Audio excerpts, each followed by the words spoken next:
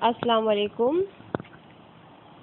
This lecture is in continuation of our previous lecture of raw materials for drugs.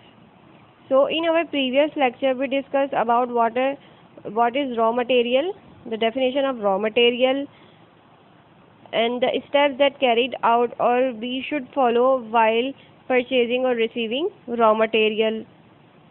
Then we discussed the sampling of raw material. In this we discuss about plan N, ठीक है, N plan, ठीक है। अब हम raw material की अगर sampling की बात करें तो हम सैम्पलिंग कर क्यों रहे थे, क्या पर्पज़ था, हमने ये बात करी थी कि फॉर एग्जांपल एक ड्रम है जिसके अंदर 100 ग्राम जो है वो रॉ मटेरियल का कोई पाउडर फिल होके आया है।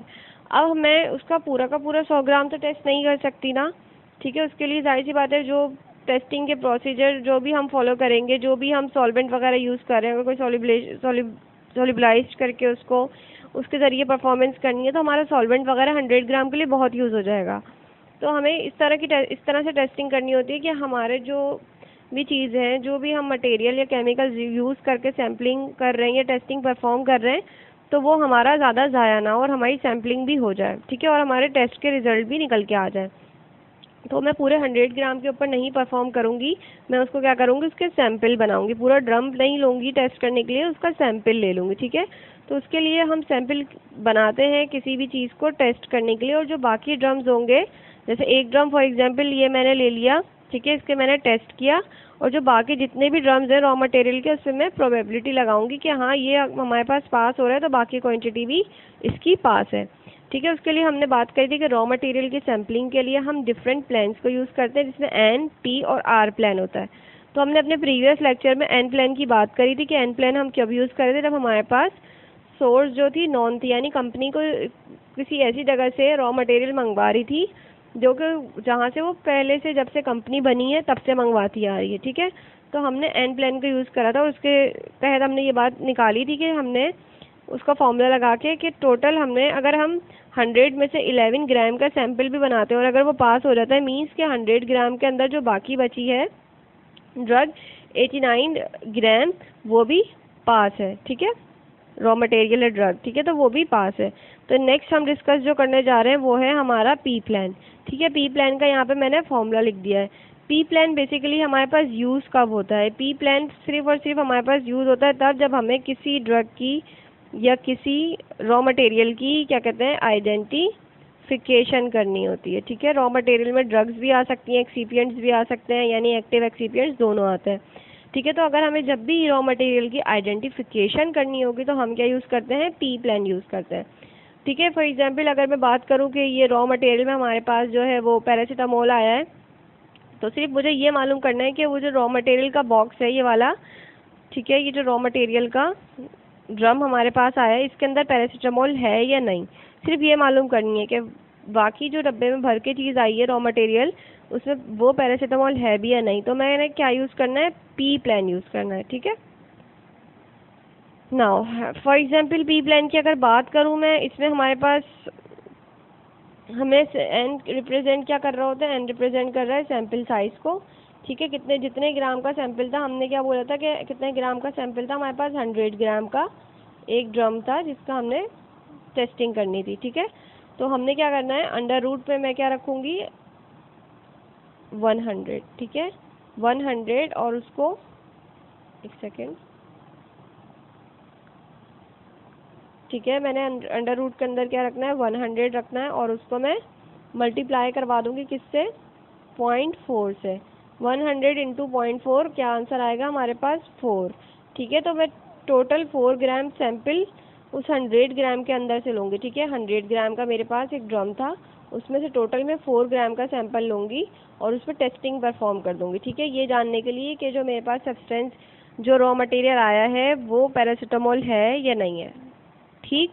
तो हमने क्या डिस्कस किया, एन प्लान डिस्कस किया था लास्ट अपने लेक्चर में, उसमें हमने देखा कि हम वो कब यूज़ कर रहे होते, जब हमें मालूम करना हो कि हमारे पास जो सैंपल किसी नॉन सोर्स से आ रहा है उसकी टेस्टिंग करनी थी, ठीक है। अगर हमें किसी सैंपल की किसी रॉ मटेरियल की आइडेंटिफिकेशन मालूम करनी थी तो हमने यूज़ करना है प्लान पी या पी प्लान, ठीक है। नेक्स्ट जो हमारे पास प्लान है, प्लान नंबर 3, वो है आर प्लान, ठीक है, R plan. Let's move towards R plan, ठीक है।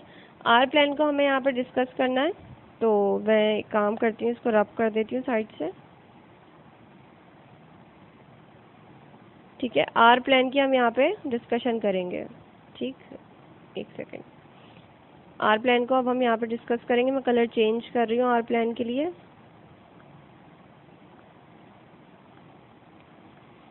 ठीक। यहाँ हम डिस्कस कर रहे हैं अपना आर प्लान,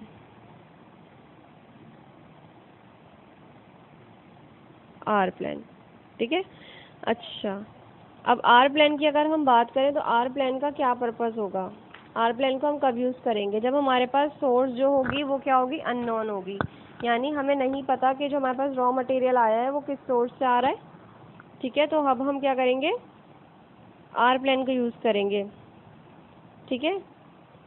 आर प्लान को यूज़ कर रहे हैं जब हमारे पास सोर्स क्या है, सोर्स हमारे पास क्या है, अननोन सोर्स है, ठीक है।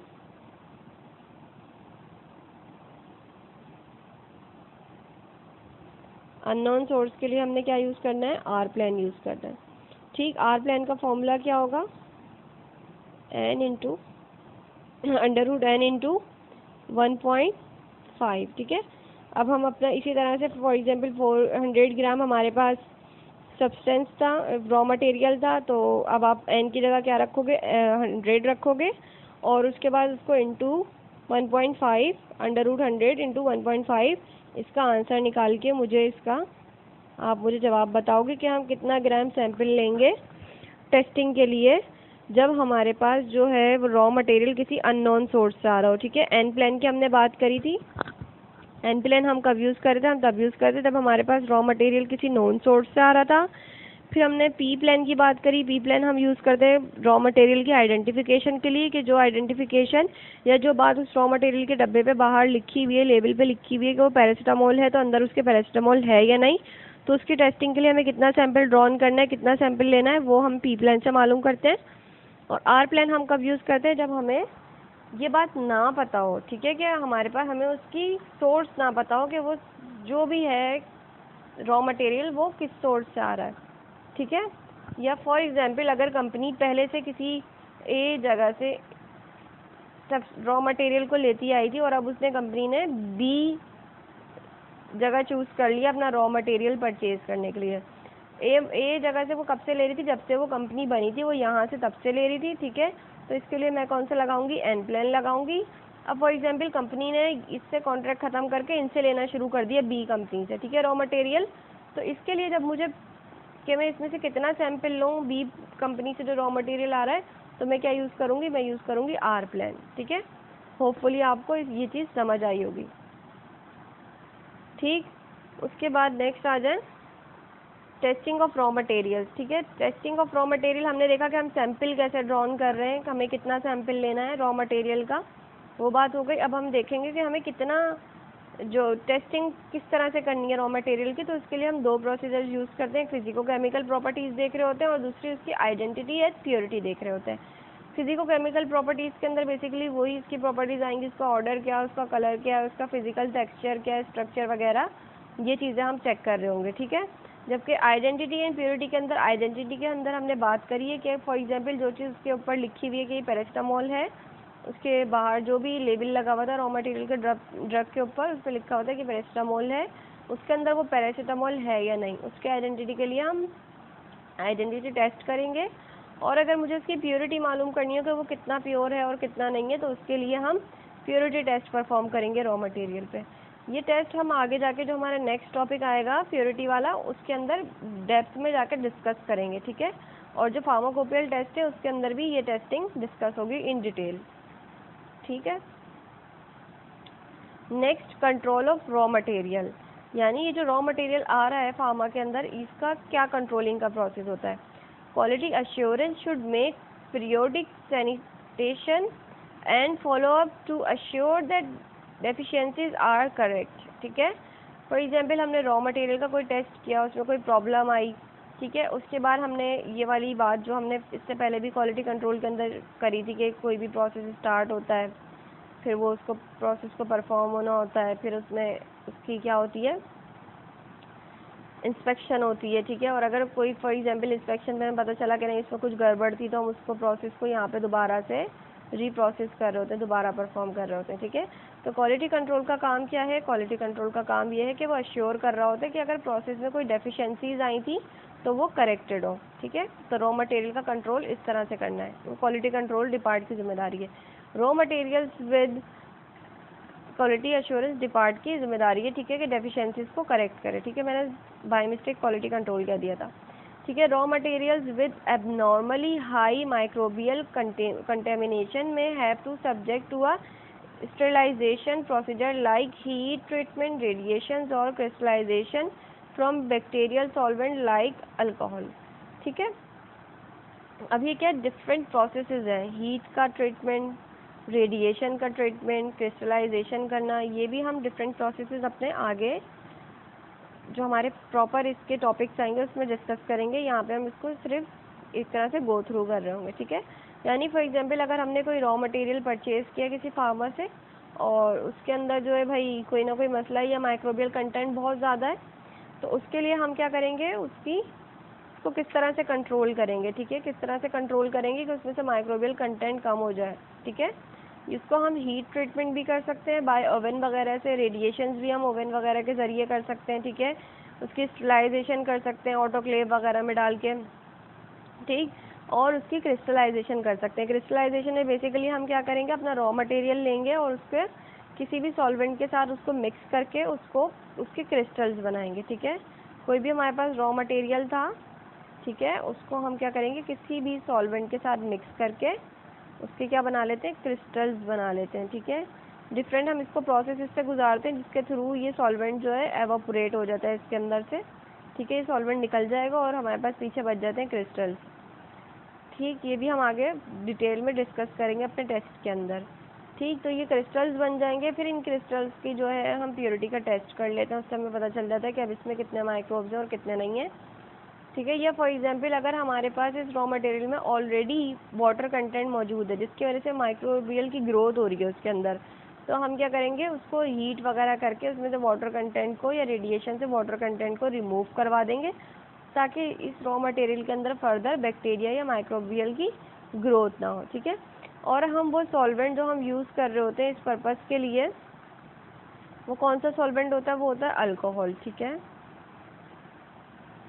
अच्छा, वेयर हाउसेज जो होते हैं फर्स्ट ऑपरेशनल एरिया होते हैं observe by the auditor to check operational compliance with CGMP and FDA regulation, ठीक है। अब ये GMP गाइडलाइंस अभी हम नेक्स्ट स्लाइड में डिस्कस करेंगे, ठीक है। अब वेयर हाउस जो होता है वो सबसे पहला उनका काम होता है कि वो ऑपरेशनल फंक्शंस परफॉर्म कर रहे होते हैं, चेक कर रहे होते हैं रॉ मटेरियल को, ऑब्जर्व करना, उसको ऑडिट करना, चेक करना अकॉर्डिंग टू GMP गाइडलाइंस और FDA गाइडलाइंस या FDA रेगुलेशंस के। रॉ वेयर हाउस वालों का काम होता है रॉ मटेरियल के चेकिंग, ऑपरेशनल जो भी चीज़ें होती हैं वो परफॉर्म करना। Then following elements needs to be consider when establishing warehouse operation, ठीक है। जब भी हम वेयर हाउस के अंदर कोई भी ऑपरेशन परफॉर्म कर रहे हो रॉ मटेरियल को चेक करने के लिए, तो हमें वहाँ पे ख्याल रखना है क्लीननेस का, फ्लोर साफ़ सुथरे हो, लाइटनिंग प्रॉपर हो वहाँ पे जिसमें पता लग सके, हम अपनी आम आँख से भी देख सकें कि उसमें कोई माइक्रोबियल कंटेंट वगैरह की ग्रोथ तो नहीं हो रही, कोई इस तरह के मसले तो नहीं है। और प्रॉपर SOPs को फॉलो करके वहाँ पे जो भी वेयर हाउस में ऑपरेशंस परफॉर्म किए जाएंगे उसकी टेस्टिंग वगैरह के या चेकिंग के या ऑडिट के, वो बाकायदा प्रॉपर SOPs को फॉलो करके किए जाएंगे, ठीक है। नेक्स्ट रॉ मटेरियल का सिलेक्शन, ठीक है। सिलेक्ट किस तरह से करना है रॉ मटेरियल को, ठीक है। सिलेक्शन ऑफ वेंडर की सिलेक्शन हमें कैसे करनी है, पर्पस क्या है इसका, क्यों करते हैं हम ये। It is design to evaluate suppliers and manufacturers with an implementation scheme to assure regulatory compliance, ठीक है। जो ये एवेलुएट कर रहा होता है जो भी सप्लायर है या जो मैन्युफैक्चरर है उस रॉ मटेरियल का, कि वो विद एन इम्प्लीमेंटेशन स्कीम के ज़रिए टू अश्योर रेगुलेटरी कंप्लायंस, कि हम अश्योर कर सकें रेगुलेटरी कंप्लायंस को, ठीक है। तो वेंडर का जो हम सिलेक्शन करते हैं इसका पर्पस बेसिकली यही होता है कि हम इसमें डिज़ाइन कर रहे होते हैं एवेलुएट करने के लिए सप्लायर्स को, ठीक है, कि वो जो हमारे पास मैन्युफैक्चरर या सप्लायर्स है वो किस स्कीम या किस रेगुलेटरी कंप्लायंस के थ्रू जो है रॉ मटेरियल आगे दे रहा है। Then a system which assures that a supplier's product is produced under controlled condition resulting in consistent quality conformance. ठीक है, उसके बाद हम क्यों वेंडर को सिलेक्ट कर रहे होते हैं, क्यों सिलेक्शन कर रहे होते हैं, कि हम ये चेक कर रहे होते हैं इसमें एक ऐसा सिस्टम हम परफॉर्म, ऐसा सिस्टम होता है जो कि क्या कर रहा होता है, इस चीज़ को अश्योर करवा रहा होगा, ठीक है, कि जो सप्लायर है जिससे हम रॉ मटेरियल ले रहे हैं उसकी जो प्रोडक्शन हुई है रॉ मटेरियल की वो कंट्रोल कंडीशंस के अंदर हुई है। मींस वहाँ पे कोई माइक्रोबियल कंटेमिनेशन नहीं थी जिसकी वजह से रॉ मटेरियल में कोई माइक्रोब्स वगैरह की ग्रोथ होती, ठीक है, या फिर कोई मॉइस्चर कंटेंट ना आ गया हमारे रॉ मटेरियल के अंदर अगर वो मॉइस्चर सेंसिटिव है तो, ठीक है। तो ये वाली सब चीज़ें जो है वो एक जो भी हमारी रॉ मटेरियल की प्रोडक्शन हुई हो वो कंट्रोल्ड कंडीशंस के अंदर हुई हो। दूसरी, require fully involvement and sorry an agreement of both partners, ठीक है, जो खरीद रहा है और जो दे रहा है रॉ मटेरियल दोनों की इन्वॉल्वमेंट और उनके एग्रीमेंट्स जो हैं वो यहाँ पे मैटर करते हैं, ठीक है। Vendor is classified by the finished dosages form manufacturer relative to its credibility, ठीक है। अब जो वेंडर हैं बेसिकली अगर हम उसकी क्लासीफाई कर रहे होते हैं according to finished dosages form, ठीक है, finished dosages form manufacturer relative to its credibility, यानी जो हमारे पास वेंडर होगा ना, ठीक, तो अब हमें भाई देखना है कि हमारा वेंडर है तो हम किस तरह से उसे क्लासीफाई कर रहे हैं कि वो जो फिनिश्ड हमारे पास जो हम डोजेज फॉर्म उसकी बना रहे हैं उसको हम देखेंगे कि भाई हम जिस जगह से वो चीज़ ले रहे हैं हमारा पर्पस क्या है। फॉर एग्जांपल अगर मुझे उस रॉ मटेरियल को यूज़ करके कोई इंजेक्टेबल बनाना है तो मुझे इस चीज़ की अश्योरिटी कंफर्म करनी है कि भाई वो बहुत ज़्यादा ऐसी जगह से हम रॉ मटेरियल ले रहे हो जहाँ पे बहुत ज़्यादा क्लीननेस का माइक्रोब वगैरह की जो ग्रोथ है वो बहुत कंट्रोल्ड हो, क्योंकि आपको पता है कि इंजेक्शंस वगैरह जो होते हैं, जो भी इंजेक्टेबल्स होते हैं वो डायरेक्टली हमारे ब्लड में जाते हैं, ठीक है, डायरेक्ट इंसान के ब्लड में जाते हैं और वो जाके कोई भी हार्मफुल इफेक्ट बहुत तेज़ी से दे सकते हैं क्योंकि इसमें फर्स्ट पास इफेक्ट वगैरह का कोई चक्कर नहीं होता, ये सीधा हमारे ब्लड के अंदर जा रहे होते हैं, ठीक। तो इसलिए हमें बहुत ज़्यादा इस चीज़ का ध्यान रखना है कि हम अपना जो फिनिश प्रोडक्ट है वो हम क्या बना रहे हैं, तो उसी के अकॉर्डिंग हमें अपनी सिलेक्शन करनी है वेंडर की, ठीक। तो फिर इस वाले जो लेक्चर के अंदर हम यहाँ तक रखते हैं। इसमें हमने अपने जो बाकी के प्लान रह गए थे पी प्लान आर प्लान उसको डिस्कस किया। इसके अलावा हमने डिस्कस किया कंट्रोल ऑफ रॉ मटेरियल्स को, कि किस तरह से कंट्रोलिंग होती है रॉ मटेरियल्स की, ठीक है, किस तरह से उनको कंट्रोल किया जाता है। क्वालिटी एश्योरेंस वालों का क्या काम है, रॉ मटेरियल के अंदर वेयर हाउस वालों का क्या काम है और किस तरह से गाइडलाइंस को फॉलो करके हमें करना है वेयर हाउस वालों को और कोई भी ऑपरेशन वेयर हाउस में परफॉर्म, ठीक, और क्या क्या रॉ मटेरियल्स की लेबल वगैरह की हमें चेकिंग करनी है, क्या चीज़ें देखनी है।